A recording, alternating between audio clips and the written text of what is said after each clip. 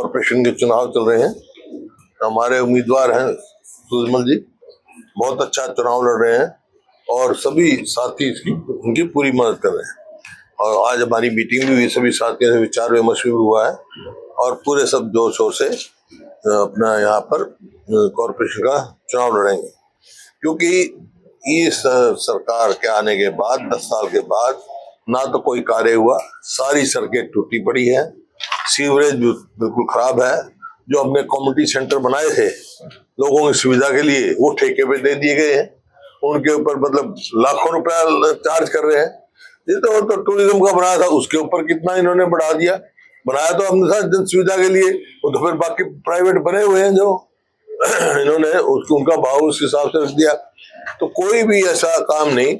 और ये चुनाव जो हुआ है ये डिलेड चुनाव है, ये भी मजबूरी में इनको करना पड़ा हाई कोर्ट ने के डायरेक्शन की वजह से, नहीं तो ये इनका कोई इरादा नहीं था।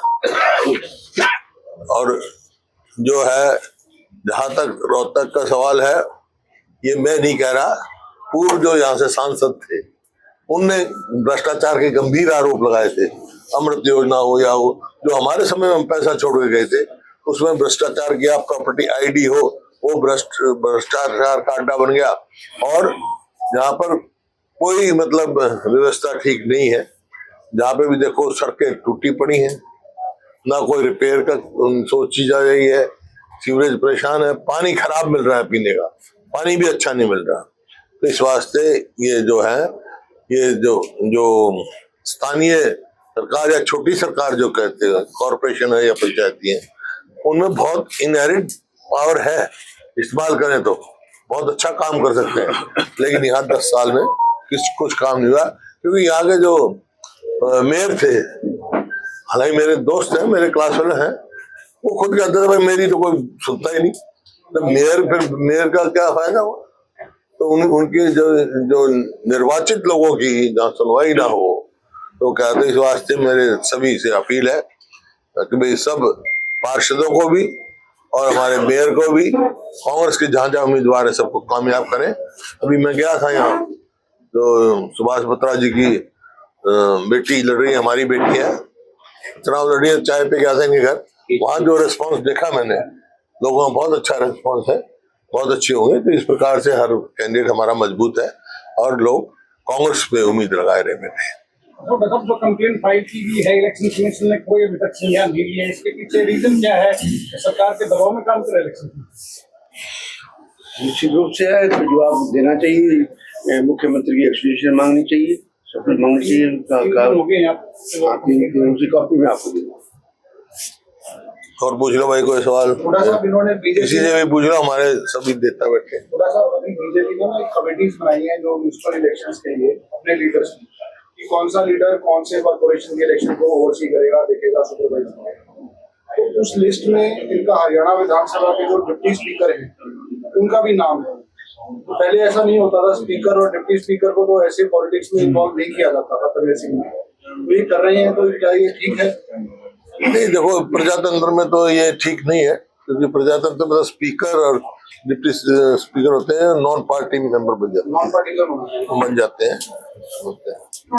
लेकिन अभी जैसे कहा इन्होंने बताया कोई मर्यादा है ही नहीं, रखी नहीं, नॉर्म्स फॉलो करते नहीं। जिस तरह भी इन्होंने बताया, इतनी एडवर्टीजमेंट सरकारी उस पर लगा ही नहीं सकते आप, सरकारी तंत्र में कैसे इस्तेमाल कर सकते आप? इसमें कोई रूल्स रेगुलेशंस भी हैं जो ये वायलेट कर रहे हैं ऐसा करके? लॉयल्टी है, फ्री एंड फेयर इलेक्शन सबसे पहला काम है। नहीं, ये कन्वेंशन है भाई, कन्वेंशन जो है वो it overcomes every rule and regulation. Unethical है कुछ।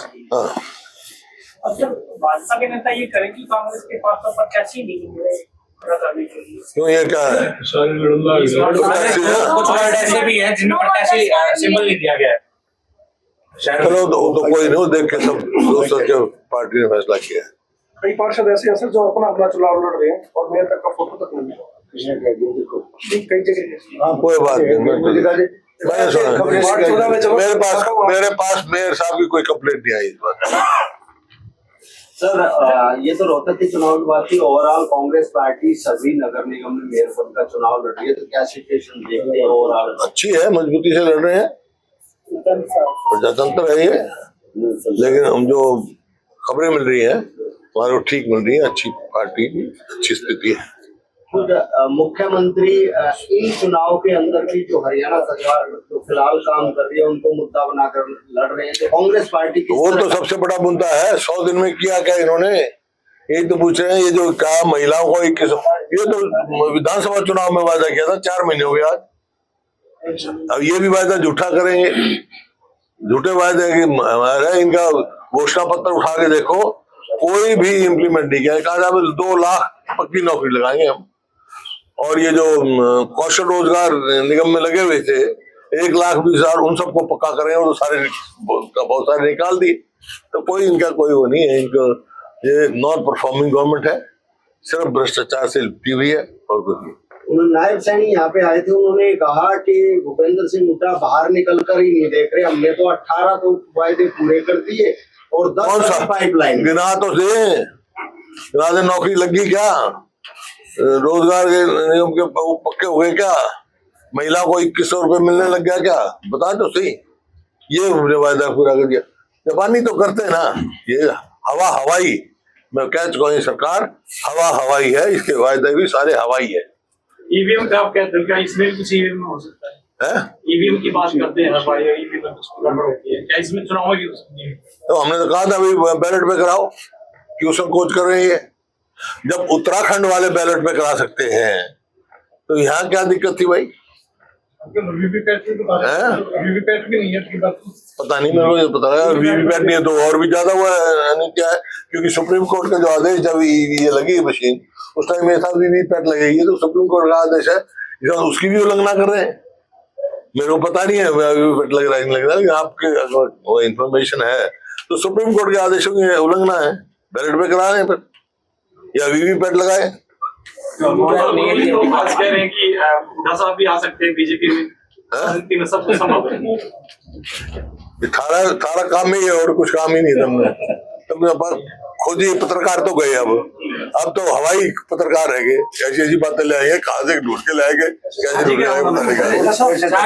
के कुछ भी संभव हो सकता है, पता नहीं चलता, कुछ भी संभव हो सकता है। दिल्ली को नया मुख्यमंत्री मिला था, किस तरह से देखते हैं? हरियाणा से हैं वो, इस बात की मेरी शुभकामनाएं हैं। पहला भी हरियाणा से था केजरीवाल, ये भी हरियाणा से ही है। इसका मतलब ये है जो भी मुख्यमंत्री बनेगा हरियाणा दिल्ली का, वो हरियाणा का ही होगा, क्योंकि हरियाणा 3 तरफ है दिल्ली के। उत्तर प्रदेश में कांग्रेस पार्टी के नए प्रभारी आए हैं, 4 से 5 प्रभारी बदल चुके हैं, लोकसभा चुनाव भी हो चुके हैं, विधानसभा चुनाव भी हो चुके हैं, संगठन की बात हमेशा आती है, क्या बनेगा? अब बनेगा तो नए प्रभारी आए हैं तो संगठन बनाएंगे, अच्छा मजबूत संगठन बनाएंगे। जो बीजेपी तो तजर्बेकार आदमी है। सरकार चेंज हुई दिल्ली की सरकार चेंज हुई, बीजेपी कुछ काम होगा दिल्ली के अंदर? हाइपोथेटिकल सवालों का जवाब नहीं दिया करता मैं। ये तुम्हारे यार अपने सवाल हाइपोथेटिकल पूछा, तेरा कद 6 फुट है, तू 5 फुट का हो जाएगा, आ जाना। भाजपा ने सर जो नगर निगम चुनाव में कई जगह पार्षद और मेयर उतारे हैं, उनके नाम ईडब्ल्यूएस के प्लाट मिले हैं, बड़ा घोटाला क्या कुछ कहना चाहिए इस बारे में? नहीं, मैंने पता नहीं पर्दावाजा और कोई ऐसा नियुक्तियां की है किसी ने तो गलत है। मैं कह चुका यार, भ्रष्टाचार में डूबी हुई है पूरी पार्टी, कोई नई बात थोड़ा है। रोहतक से लगा लो, कहीं लगा लो, आप फरीदाबाद में कॉर्पोरेशन में लगाओ, कितने 100 करोड़ का घोटाला निकला, 300 करोड़ के घोटाले की इन्होंने विधानसभा में उठाई आवाज, भूषण बत्ता जी ने।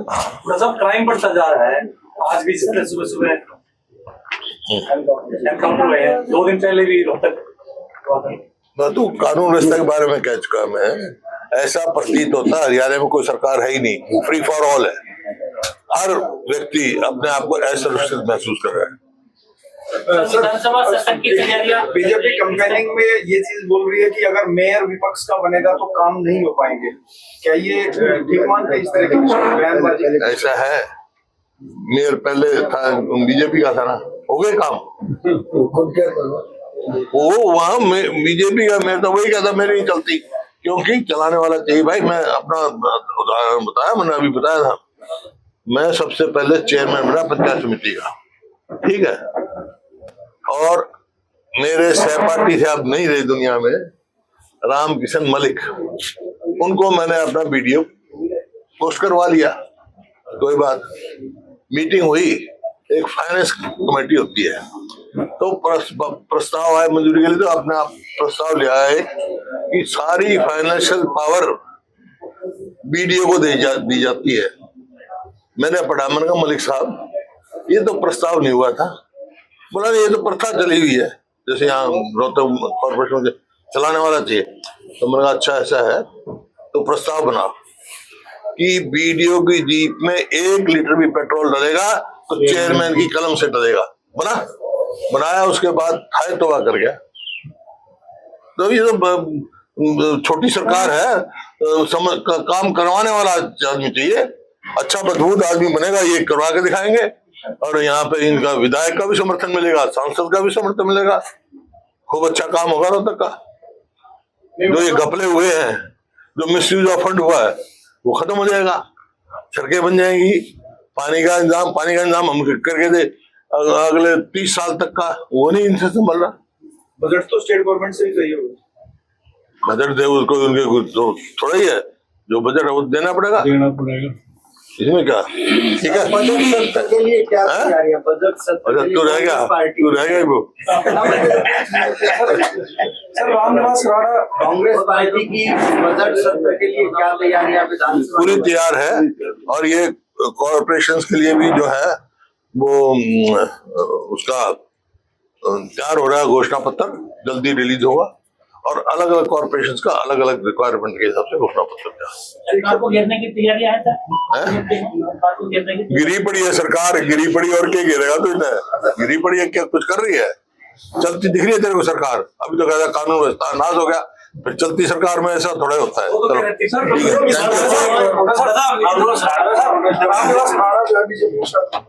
वो तो पार्टी से निकाल दिया, पहले निकल गया था। वो तो कह रहे हैं कि इलेक्शन लड़ने से गाड़ी का उड़ा था। आप पिछली बार 10 साल से किसकी है सरकार? ट्रिपल की सरकार ने, तुम बताओ ईमानदार से बताओ, रोहतक के सारे एक काम तो रोहतक में होया है।